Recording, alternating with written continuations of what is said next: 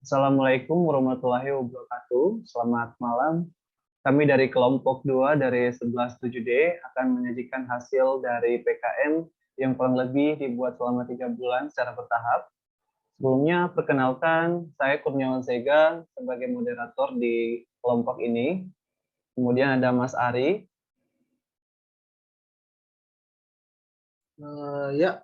Selamat malam. Saya Ari Agung, Ketua Kelompok dari tim kami. Terima kasih. Kemudian ada Mas Mei. Boleh memperkenalkan diri. Ya, halo. Terima kasih. Selamat malam. Saya Mai dari 117D kelompok 2 sebagai anggota. Terima kasih. Baik. Ya, kemudian ada Mas Ahmad, boleh memperkenalkan diri. Ya, selamat malam. Saya Ahmad Novel Maufik sebagai anggota dari kelompok 2 ini. Oke. Dan terakhir ada Mas Sigit, boleh memperkenalkan diri. Halo, selamat malam. Perkenalkan, saya Sigit Nugroho dari kelompok 2 17D06. Terima kasih. Baik, demikianlah perkenalan singkat dari kelompok kita. Perkembangan teknologi yang berjalan saat ini memungkinkan manusia untuk melakukan segala sesuatu dengan mudah. Oleh karena perkembangan teknologi yang sangat pesat, manusia lebih gampang mendapatkan ide dan gagasan untuk mempermudah segala aktivitas dan bermanfaat bagi penggunaannya sendiri. Oleh karena itu, izinkanlah saya pada malam hari ini membacakan judul presentasi kami, yakni Sistem Pengendalian Hama, Anjing, dan Kucing dalam pertanian ikan cupang menggunakan perangkat sensor gerak. Ada beberapa hal yang ingin kita sampaikan. Yang pertama, pendahuluan mencangkup latar belakang tujuan dan ruang lingkup, kemudian gagasan, konsep, pelaksana, dan diagram perancangan, kemudian biaya dan kegiatan, terakhir kesimpulan. Baik, mungkin teman-teman bertanya apa sih itu PKM? Sesuai yang kita tahu bahwa PKM itu adalah singkatan dari Program Kreativitas Mahasiswa, merupakan salah satu wujud implementasi di Dharma perguruan tinggi yang diluncurkan oleh Ditjen Dikstrik pada tahun 2022 di bawah pengelola Belmawa sebagai salah satu upaya untuk menumbuhkan, mewadahi, dan mewujudkan ide kreatif serta inovatif mahasiswa.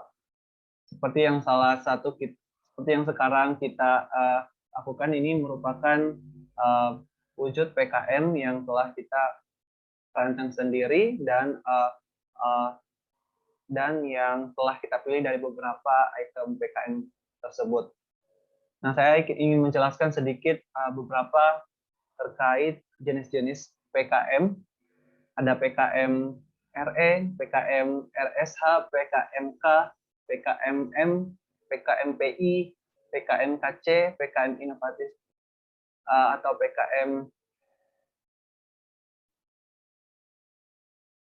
PKMKI, PKM video gagasan atau PKM FGK, PKM GFT, dan terakhir PKM AI.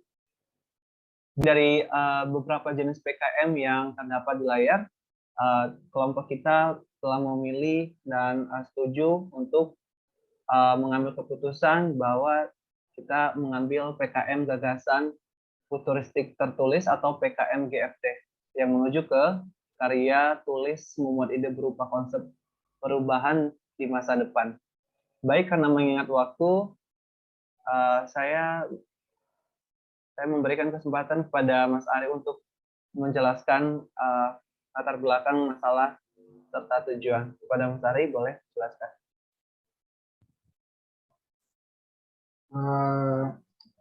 Selamat malam. Saya Ari Agung Ismail.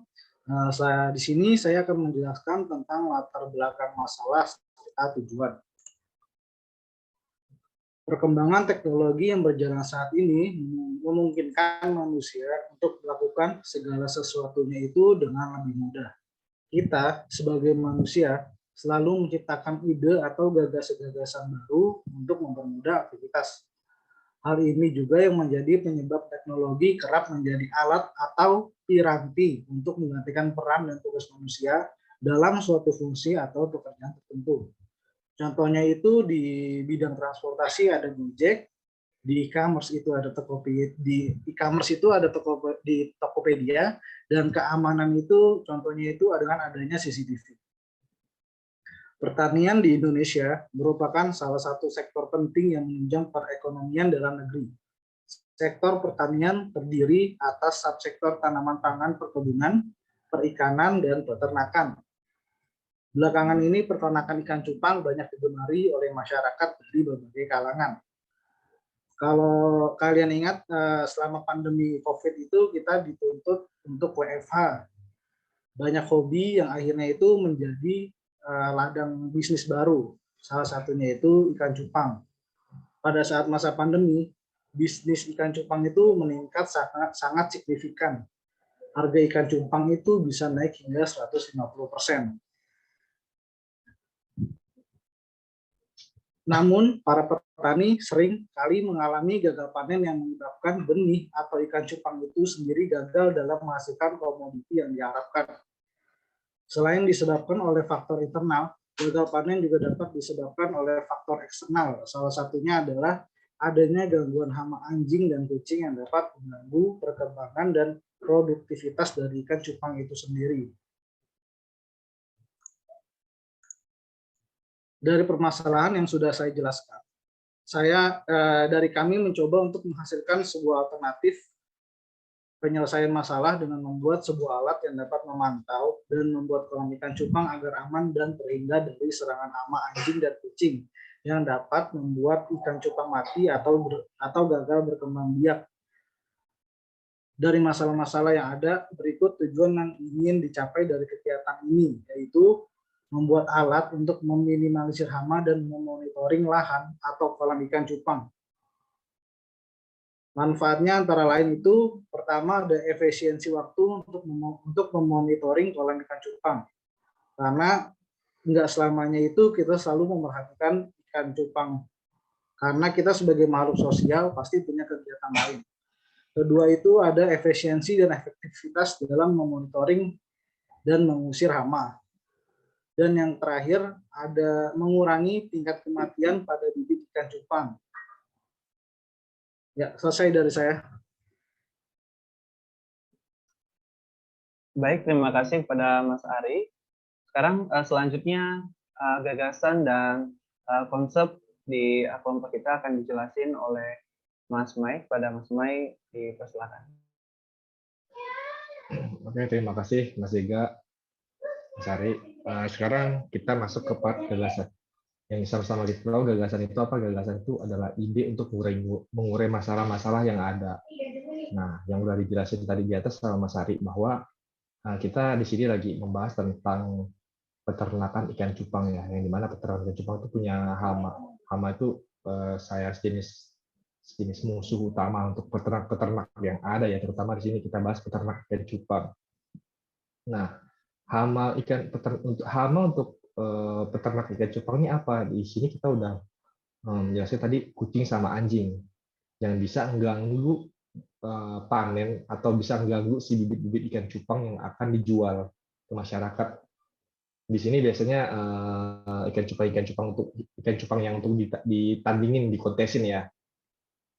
Nah, untuk ngurangin masalah tersebut, gagasan ini kita coba mengembangin inovasi yang dimana para petani ikan cupang tuh nggak perlu worry sama hama-hama anjing atau kucing tersebut, dan bisa memonitoring lahan atau kolam ikan cupang tersebut. Cara konsepnya sih kemarin sederhana, kita cuma ngerakit alat ini yang dimana sensor utama sebenarnya ada sensor PIR. PIR itu sensor pasif infrared yang dimana itu bisa deteksi gerakan-gerakan hama.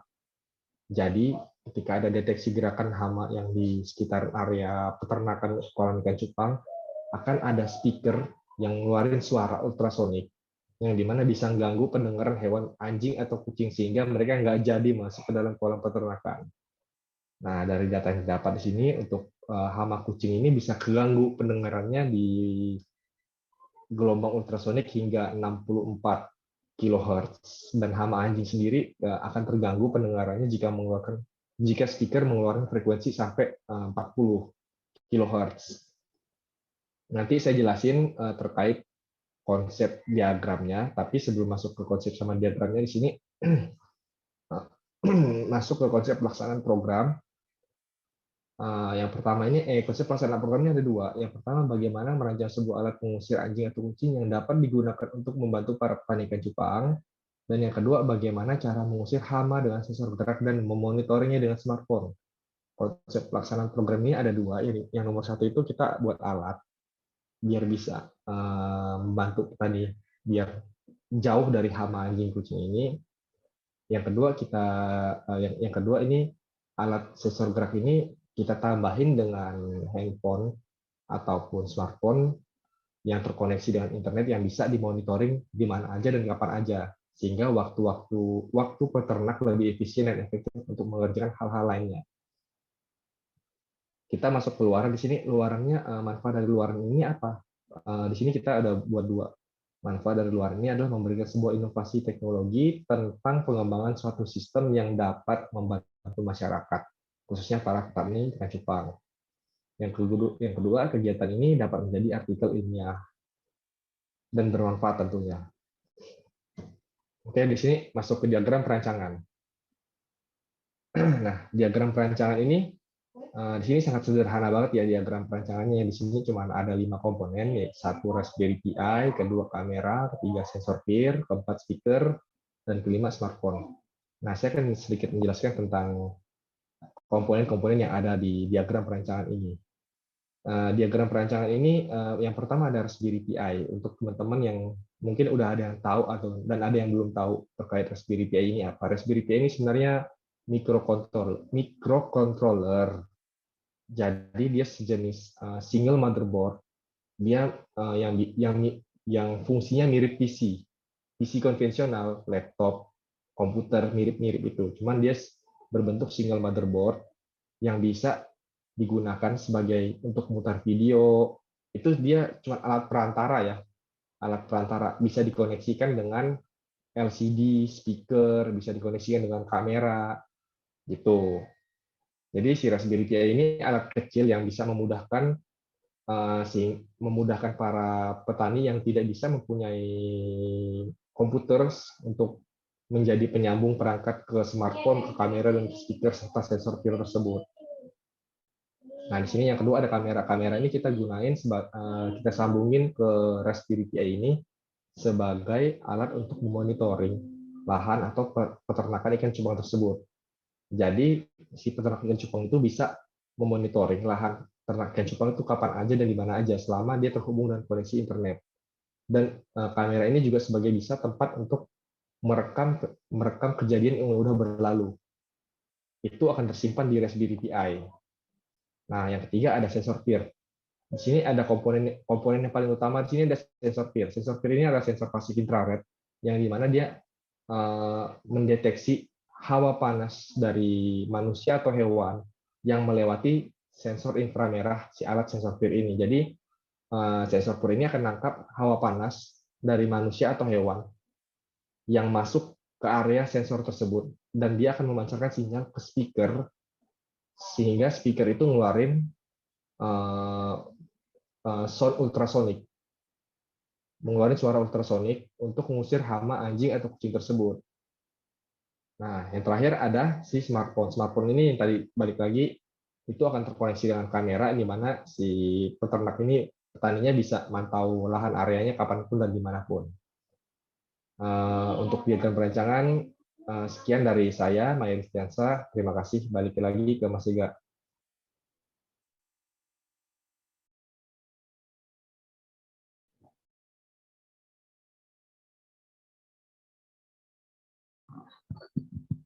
Baik, saya ucapkan terima kasih kepada Mas Baik.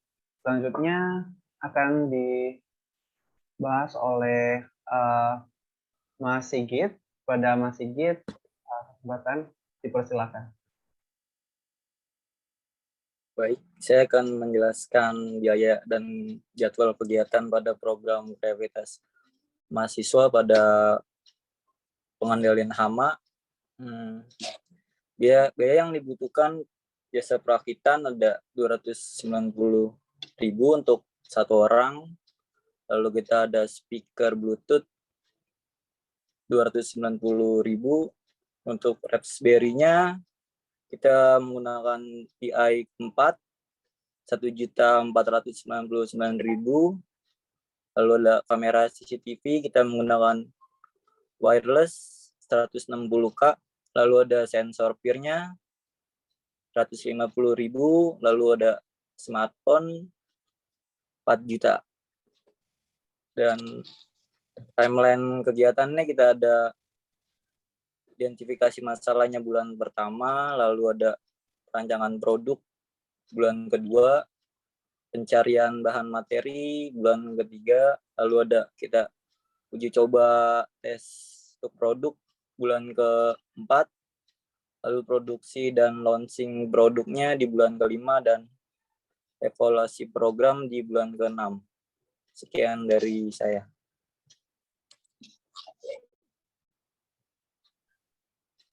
Baik, terima kasih untuk penjelasan rincian kegiatan.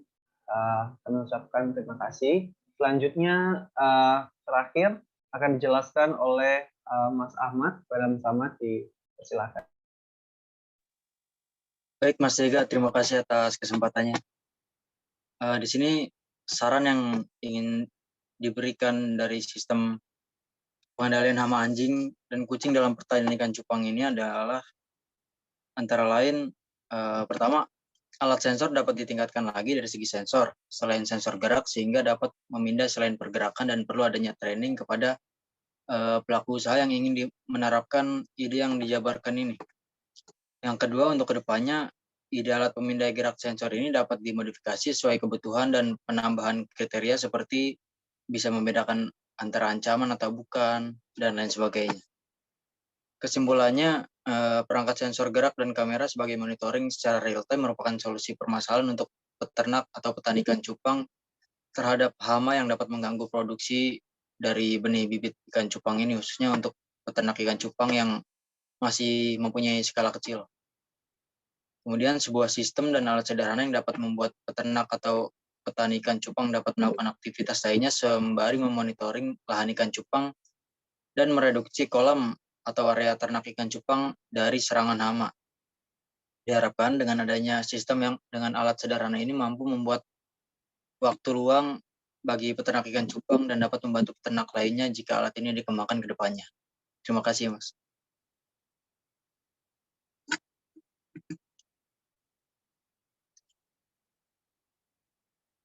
Sekian dari kelompok 2. Mohon maaf atas hal-hal yang kurang dan yang pasti salah untuk hari ini. Ya. Baik, terima kasih kepada Mas Ahmad. Demikian presentasi penyajian dari kami kelompok 2. Jika ada kata dan kesalahan mohon dimaafkan. Saran dan kritik dari teman-teman beserta dosen kami terima, dan semoga presentasi pada malam hari ini menjadi bermanfaat untuk kita semua dan untuk kedepannya lagi. Wassalamualaikum warahmatullahi wabarakatuh.